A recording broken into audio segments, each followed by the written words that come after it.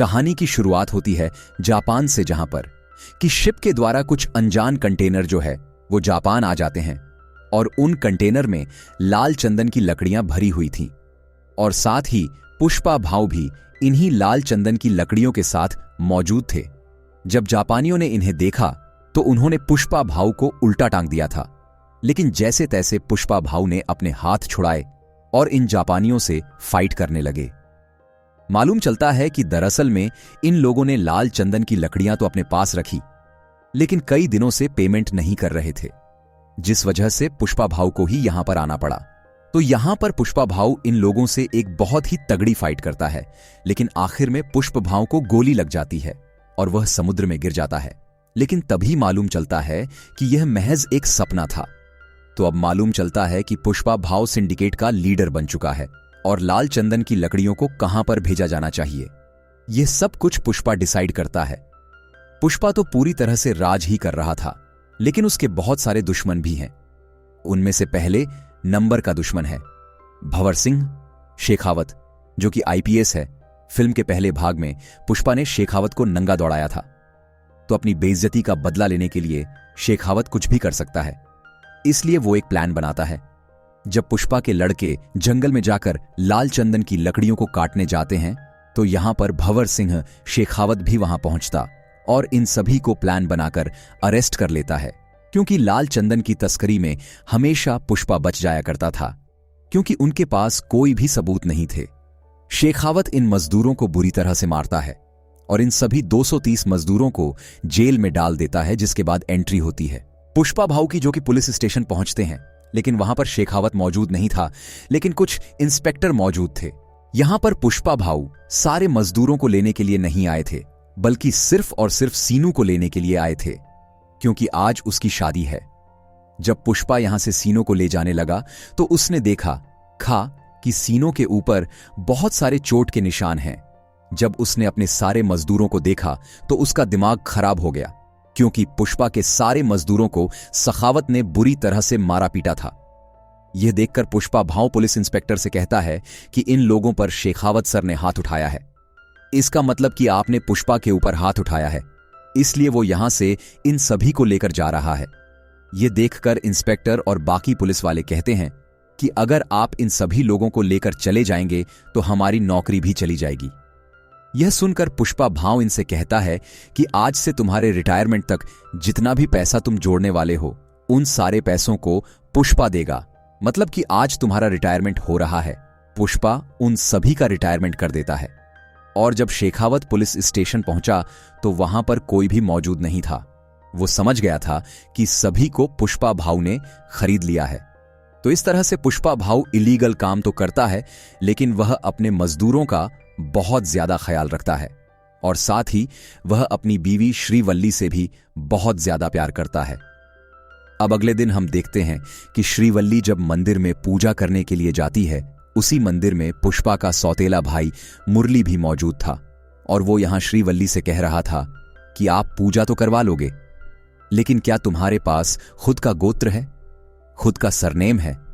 मुरली उन्हें हमेशा नीचा दिखाता है, लेकिन मुरली की बेटी कावेरी उन्हें पसंद करती है। वो उनके साथ रिश्ता निभाना चाहती है और कावेरी श्रीवल्ली को चाची बुलाती है, लेकिन मुरली कावेरी को मना करता है कि वो उनसे बात ना करें।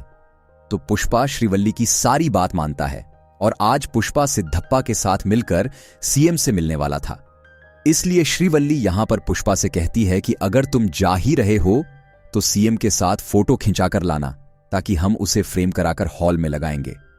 पुष्पा ने अपनी पत्नी से वादा कर लिया था, लेकिन जब वो वहां पहुंचा तो वहां कुछ और ही हो गया। पुष्पा भले ही सिंडिकेट की ओर से सीएम को फंडिंग देता है, लेकिन सीएम यहां पर पुष्पा के साथ फोटो क्लिक नहीं करवाता है। उनका मानना यह है कि झूठी जो है वो पैर में ही रहना चाहिए, उन्हें हाथ में नहीं पहना करते। साथ ही उन्होंने श्रीवल्ली के बारे में भी एक दो बातें बोल दी थीं। यह देखकर यहां पर पुष्पा को बिल्कुल भी अच्छा नहीं लगा था। बाहर आने पर पुष्पा ने सिद्धप्पा से कहा कि अगर आप सीएम होते तो क्या आप भी मेरे साथ फोटो नहीं क्लिक करवाते? जिस पर कि सिद्धप्पा कहता है कि मैं चाहे कुछ भी बन जाऊं, मैं तेरे साथ फोटो जरूर क्लिक करवाऊंगी, क्योंकि तू मेरा भाई है। तब यहां पर पुष्पा ने उनसे कहा, तो फिर सीएम बनने की तैयारी कर लो।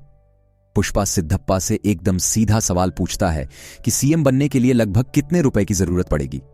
सिद्धप्पा यहां पर कहता है कि लगभग 100 करोड़ की जरूरत पड़ेगी। पुष्पा यहां पर उससे कहता है कि मैं तुम्हें 500 करोड़ दूंगा, लेकिन सीएम तुम्हें ही बनना होगा। जिसके बाद सिद्धप्पा सेंट्रल मिनिस्टर से मिलने के लिए जाता है।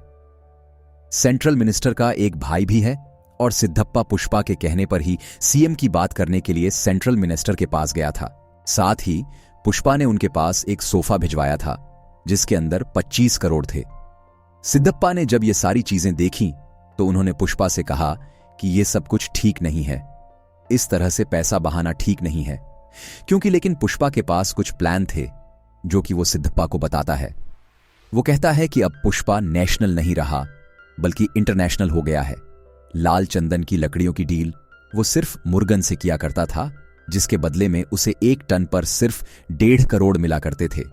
लेकिन अगर वह इस डील को विदेश में लेकर जाए तो उसे 2 से 2.5 करोड़ रुपए मिल सकता है प्रत्येक टन पर। तो ज्यादा देर न करते हुए पुष्पा जो है वह तुरंत ही विदेश पहुंचता है, जहां पर कि उसकी मुलाकात होती है एक बहुत बड़े बिजनेसमैन से। वहां वो इन लाल चंदन की लकड़ियों की डील करता है और उसे 2000 क्विंटल लकड़ियों को उन्हें देना था।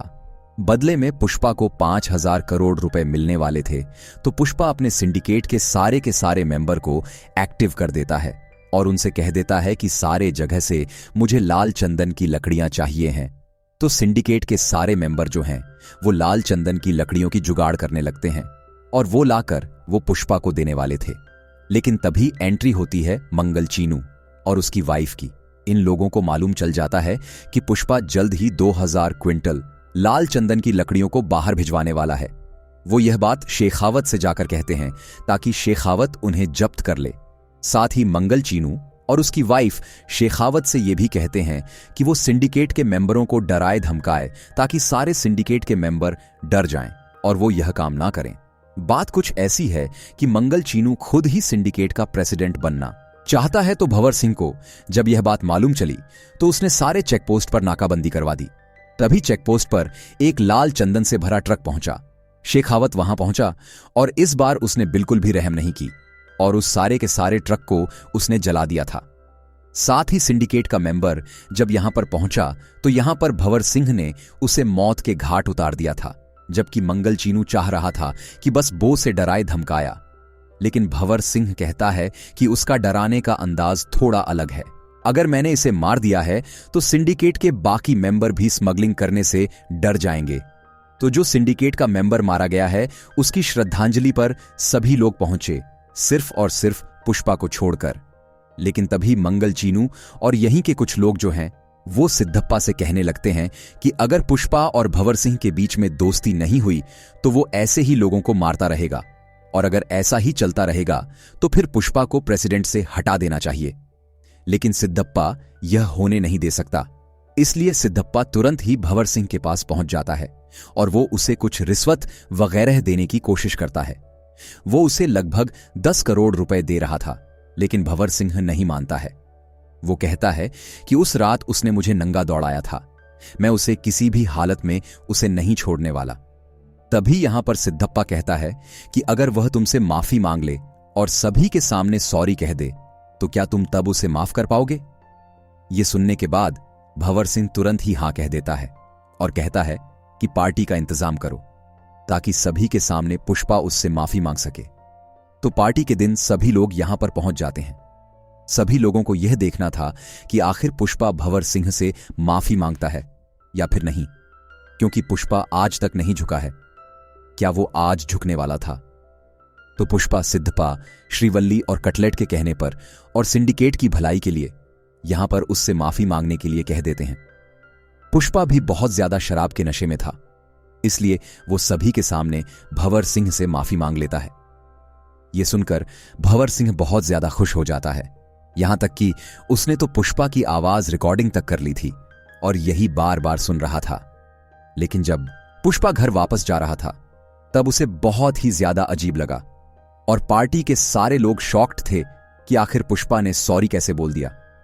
पुष्पा को इतना ज्यादा बुरा लगा था कि वो तो आईने में अपनी शक्ल भी नहीं देख पा रहा था। उसे इतना तेज गुस्सा आता है कि वह सभी को सड़क पर ही छोड़ देता है और कार को वापस घुमाकर उसी पार्टी में वापस पहुंच जाता है। जब भंवर सिंह यहां से जाने वाला था तब पुष्पा यहां पर भंवर सिंह की कार को टक्कर मारता है तो भंवर सिंह स्विमिंग पूल में जाकर गिरता है। पुष्पा उसी स्विमिंग पूल में पेशाब भी करता है। भंवर सिंह को कुछ समझ नहीं आ रहा था कि आखिर यह सब कुछ हो क्या रहा है। पुष्पा यहां पर भंवर सिंह से कहता है कि पुष्पा एक ब्रांड है और वो किसी के सामने भी नहीं झुकता है। वो उससे कहता है कि मैं तुझे चैलेंज करता हूं, 2000 क्विंटल लाल चंदन की लकड़ियों को वो देश से बाहर भेज कर रहेगा। अगर वो यह नहीं कर पाया और अगर तेरे हाथ एक लकड़ी भी हाथ लग गई तो मैं जिंदगी भर तेरी मजदूरी करूंगा। यह सुनने के बाद भंवर सिंह को भी गुस्सा आ जाता है। वो उसके चैलेंज को एक्सेप्ट करता है और सारे के सारे चेकपोस्ट पर जहां से भी गाड़ियां गुजरती है उन सारे चेकपोस्ट को भंवर सिंह पूरी तरह से बंद कर देता है। लेकिन तभी भंवर सिंह ने देखा कि जो ब्रिज है उसके नीचे जो नदी है वो पूरी तरह से सूखी है, क्योंकि गर्मियों का दिन था। वो समझ गया था कि पुष्पा जरूर इन्हीं नदियों के द्वारा अपने ट्रक को निकालने वाला था। उसका शक एकदम सही निकला था, क्योंकि पुष्पा के सारे लाल चंदन की ट्रक जो है वो नदियों के द्वारा ही बाहर जा रहे थे। तो पुलिस की जीप इन्हें कई बार पकड़ने की कोशिश करती है, लेकिन वो नहीं पकड़ पाते हैं। लेकिन आखिर में भंवर सिंह जो है वो इनके ट्रक के सामने आ जाता है और एक बड़ी सी शॉटगन लेकर इनके ऊपर फायरिंग करता है। तभी कटलेट जो है वो पुष्पा के पास कॉल करके सारी जानकारियां बताता है। पुष्पा कहता है कि तुम वहां से कूद जाओ, जितने भी ट्रक है सारे ड्राइवर को वहां से बाहर निकालो, मुझे किसी भी इंसान की जान को खतरे में नहीं डालना है। यहां पर कटलेट जब उसकी बात सुनता है तो सारे ड्राइवर को लेकर यहां से चला जाता है और भंवर सिंह इनके ऊपर फायरिंग कर रहा था और ट्रक में जितनी भी लाल चंदन की लकड़ियां थी वो उन्हें भी जब्त कर लेता है। यह देखकर मंगल चीनू और उसकी वाइफ को बहुत ही ज्यादा अच्छा लगा था। वो तो एंजॉय कर रहे थे मीडिया के सामने। उन्होंने सारी बात कह भी दी थी कि यह सारी लाल चंदन की लकड़ियां पुष्पा की है। लेकिन थोड़ी देर के बाद मालूम चला कि वो सारी लाल चंदन की लकड़ियां नहीं, नॉर्मल लकड़ियां हैं। मतलब कि यहां पर भंवर सिंह फूल बन गया था पुष्पा। यहां उससे कहता है कि पुष्पा नाम सुन के फ्लावर समझे, क्या फ्लावर नहीं है मैं, बल्कि वाइल्ड फायर है। साथ ही इशारे में उसने यह भी कह दिया था कि जल्द ही वो इस सारी लाल चंदन की लकड़ियों को बॉर्डर क्रॉस करवाने वाला है। अगर तुम इन्हें रोक सकते हो तो रोक लो। तभी पुष्पा, श्रीवल्ली और पूरी फैमिली जो है वो माता काली के फेस्टिवल में पहुंचते हैं। वहां पर श्रीवल्ली को अचानक से चक्कर आने लगते हैं और मालूम चलता है कि श्रीवल्ली प्रेग्नेंट है। यह देखकर पुष्पा जो है वो काली माता का गेटअप धारण कर लेता है और फिर काली माता का एक तांडव करता है। श्रीवल्ली यहां पर पुष्पा से कहती है कि आखिर ये तुम क्या कर रहे हो, जिस पर कि पुष्पा कहता है कि मेरी एक इच्छा है, मैं काली माता से लड़की चाहता हूं, क्योंकि अगर लड़का हुआ तो उसे भी सरनेम देना पड़ेगा, लड़की हुई तो वो किसी दूसरे घर जाकर उसे कोई दूसरा सरनेम मिल जाएगा। तभी इसी जगह पर हम देखते हैं कि कुछ लोग जो हैं वो पुष्पा की भतीजी के साथ मिसबिहेव कर रहे थे, वो उसके साथ बदतमीजी कर रहे थे। ये देखकर पुष्पा को बहुत तेज गुस्सा आ जाता है और फिर लोगों से फाइट करना स्टार्ट कर देता है। लेकिन तभी यहां पर मुरली आ जाता है और वो पुष्पा से कहता है कि अगर तुम ये सब कुछ कर दोगे तब भी तुम्हें तुम्हारे बाप का नाम नहीं मिलेगा। तुम्हें ऐसा लग रहा है कि तुम हमारे साथ हो जाओगे, ऐसा कुछ भी नहीं हो सकता। तुम हमेशा अनाथ थे और हमेशा रहोगे, तुम्हारा कोई भी नहीं हो सकता। श्रीवल्ली को जब ये सारी बातें सुनाई दी तो उसने यहां पर मुरली को बहुत ही ज्यादा चिल्लाया। बाद में कावेरी के साथ जिन लोगों ने बदतमीजी की थी उन लोगों को मुरली ने आधा गंजा करवा दिया था। अब आगे हम देखते हैं कि मंगल चीनू और उसकी बीवी और भंवर सिंह शेखावत सीएम के पास पहुंचे।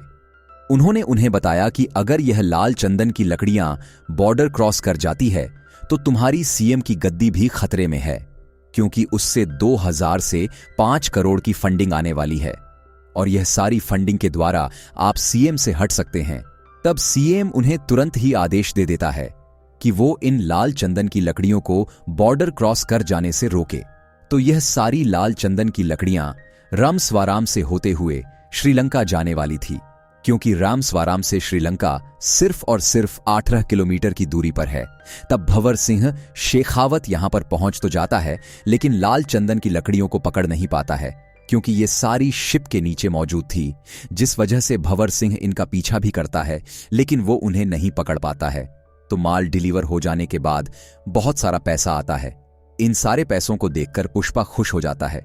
इन सभी पैसों को एमएलए के लिए सारे सोफे के अंदर भरा जाता है और सारे सोफों को एमएलए के पास भेज दिया जाता है। मतलब कि सारे के सारे एमएलए अब पुष्पा ने खरीद लिए थे। तो भंवर सिंह शेखावत का अब बहुत ही ज्यादा बुरा हाल था, क्योंकि अब उसके हाथ में कुछ भी नहीं था। अब तो उसका ट्रांसफर होना भी एकदम तय है, क्योंकि अब उनके पास सरकार भी नहीं रहेगी, सरकार भी पुष्पा की हो जाएगी। तो भंवर सिंह के पास जो नकली लाल चंदन की लकड़ियां हैं, वो उनमें आग लगा देता है और उसने काफी शराब पी हुई थी, तो वो वहीं पर रुक जाता है, जिससे कि ब्लास्ट हो जाता है और भंवर सिंह शेखावत मारा जाता है। हालांकि उसकी डेड बॉडी को बताया नहीं गया और ना ही यह बताया गया कि वो मारा गया है। और फिर कुछ दिनों के बाद हम देखते हैं कि सीएम अब बदले जा चुके हैं। अब सीएम सिद्धप्पा बन चुका था। सिद्धप्पा श्रीवल्ली से कहता है कि तुम्हारी फोटो की वजह से मैं सीएम बना हूं, और पुष्पा ने आज का दिन इसलिए सिलेक्ट किया क्योंकि आज श्रीवल्ली का जन्मदिन था, इसलिए यहां पर एक छोटा सा सेलिब्रेशन होता है। सभी लोग इसे सेलिब्रेट करते हैं। तो भले ही सिद्धप्पा सीएम जरूर बन चुका था, लेकिन पूरे राज्य पर पुष्पा राज कर रहा था। सभी लोग उसे बहुत ज्यादा मानने पूजने लगे थे। और फिर एक दिन पुष्पा की भाभी, मतलब कि मुरली की पत्नी जो है, वो पुष्पा के घर आती है। वो उन्हें बताती है कि कावेरी को कुछ लोगों ने किडनैप कर लिया है और वो बदले में 2 करोड़ मांग रहे हैं, और अगर उन्हें नहीं दिए तो वो कावेरी को मार डालेंगे। यह बात जब पुष्पा को मालूम चली तो वो पहले तो न्यूज चैनल वालों के पास गया। वहां लाइव आकर उसने उन लोगों से कहा कि अगर मेरी भतीजी कावेरी को कुछ भी हुआ तो वो उन्हें मार डालेगा। उनके पास सिर्फ और सिर्फ 1 घंटा है। 1 घंटे के अंदर अगर वो उसे सौंप देते हैं तो वो उन्हें रहम की भीख दे देगा। यह बातें सिडापा और सेंट्रल मिनिस्टर को भी मालूम थी। लेकिन यहां पर एक बात मालूम चलती है, जिन लोगों ने उसे किडनैप किया है वो कोई और नहीं बल्कि सेंट्रल मिनिस्टर का भाई का बेटा होता है। मतलब कि सेंट्रल मिनिस्टर का भतीजा। इसीलिए यहां सेंट्रल मिनिस्टर सिद्धप्पा से पुष्पा के पास कॉल करवाता है। वो लोग पुष्पा से कहते हैं कि वह सेंट्रल मिनिस्टर का भतीजा है, इसलिए वो उसके साथ कुछ भी ना करें। हम उससे जल्द कांटेक्ट कर लेंगे और वो कावेरी को छोड़ देगा। अगर वो उसके साथ कुछ कर भी दे तब भी तुम्हें कुछ नहीं ही करना है। लेकिन पुष्पा कहता है कि मुझे कोई भी फर्क नहीं पड़ता है। सेंट्रल मिनिस्टर भाड़ में जाए और सिद्धप्पा सीएम भी भाड़ में जाए, मुझे किसी से भी कोई भी लेना देना नहीं है। तो सेंट्रल मिनिस्टर का भतीजा 10 करोड़ रुपए पुष्पा से मांग रहा था और अकेले ही पुष्पा को उसके अड्डे पर बुला रहा था। पुष्पा मान जाता है और हेलीकॉप्टर से वो वहां पहुंच भी जाता है। यहां पर पहुंचकर सबसे पहले तो वो गन से फायर करता है, लेकिन बाद में मिनिस्टर का भतीजा पुष्पा से कहता है कि तेरी भतीजे के ऊपर भी गन पॉइंट है, इसलिए तुझे थोड़ा ठंडा रहना पड़ेगा। तो यहां पुष्पा उन्हें गन दे देता है और बाद में ये लोग पुष्पा को बुरी तरह से मारने लगते हैं। इन्हें बहुत अच्छे से मालूम है कि पुष्पा के हाथ बंधे रहने के बावजूद यह कमाल कर सकता है और सभी को बुरी तरह से मार भी सकता है। इसलिए इस बार वो बिल्कुल भी रिस्क नहीं लेते हैं। इस बार वो उसके हाथ बांधते हैं, पैर भी बांधते हैं और फिर वो लोग कावेरी की इज्जत पर हाथ भी डालने लगते हैं। यह देखकर पुष्पा को बहुत ही तेज गुस्सा आता है और फिर वो उड़ उड़कर इन्हें मुंह से काट काट कर बुरी तरह से मार डालने लगता है। तो मिनिस्टर का भाई भी वहां पहुंच चुका था, तो पुष्पा ने मिनिस्टर के भाई समेत भतीजे को भी मार डाला था। यह सारी बातें जब मिनिस्टर को मालूम चली तो वो तो पूरी तरह से पागल हो चुका था। अब अगले सीन में हम देखते हैं कि पुष्पा जब अपने घर होता है तब उसके घर पर मुरली आता है। मुरली को अपनी गलती का एहसास हो गया था, इसलिए वो पुष्पा और पूरी फैमिली से माफी मांगने के लिए आया था। वो कहता है कि मुझे बहुत अच्छे से मालूम चल गया है कि आप ही मेरी फैमिली हो। मैं सिर्फ यहां पर कावेरी का कार्ड देने के लिए आया हूं, क्योंकि उसकी शादी होने वाली है और कावेरी ने मुझसे कहा है कि अगर पुष्पा भाऊ इस शादी में नहीं आते हैं तो मैं मंडप में नहीं बैठने वाली। तब श्रीवल्ली यहां पर पुष्पा को बताती है कि सारे कार्ड पर मां का नाम है और साथ ही तुम्हारा नाम भी है। यह देखकर पुष्पा बहुत ज्यादा इमोशनल हो जाता है और पूरी फैमिली समेत वो कावेरी की शादी में पहुंचते हैं। सभी लोगों ने एक दूसरे को माफ कर दिया था और अब आगे बढ़ चुके थे और यहां मिनिस्टर के घर पर मातम छाया हुआ था, क्योंकि मिनिस्टर का भाई और मिनिस्टर का भाई का बेटा जो है वह मारे गए थे। यहां पर एक आदमी आता है जिसके हाथ में पार्सल था। जैसे ही वो मिनिस्टर के पास उसे लेकर आता है, अचानक से उसे एक आदमी पहाड़ी पर से ब्लास्ट कर देता है और यहीं पर यह फिल्म खत्म हो जाती है। वो आदमी कौन था यह नहीं बताया गया, लेकिन पुष्पा 3 का अनाउंसमेंट कर दिया गया है, जिसका नाम है पुष्पा द रैम्पेज। वीडियो को आखिर तक देखने के लिए आपका बहुत बहुत धन्यवाद।